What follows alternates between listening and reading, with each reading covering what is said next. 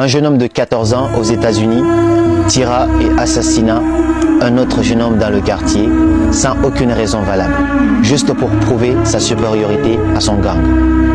Il fut arrêté, jugé avant d'être condamné. Tout le quartier était choqué. Mais durant tout ce temps, la mère du gosse qui avait été tué n'avait pas dit un seul mot, parce que c'était son fils unique. Elle était complètement abasourdie.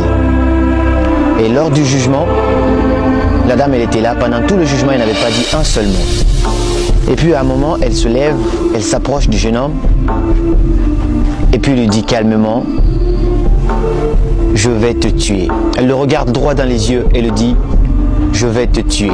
Et puis le jeune homme fut transporté en prison. Il resta en prison pendant plusieurs mois. Personne n'est jamais venu le rendre visite. Même pas le chef du gang pour lequel il voulait prouver sa supériorité.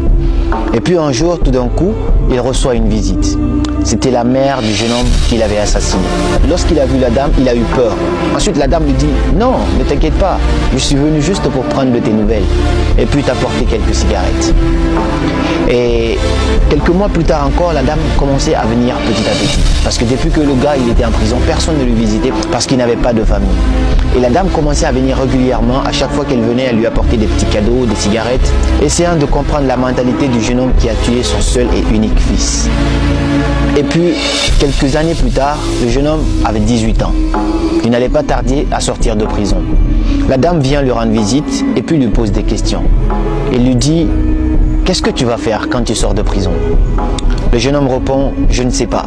Je ne sais absolument pas ce que je vais faire de ma vie. J'ai aucun membre de ma famille. »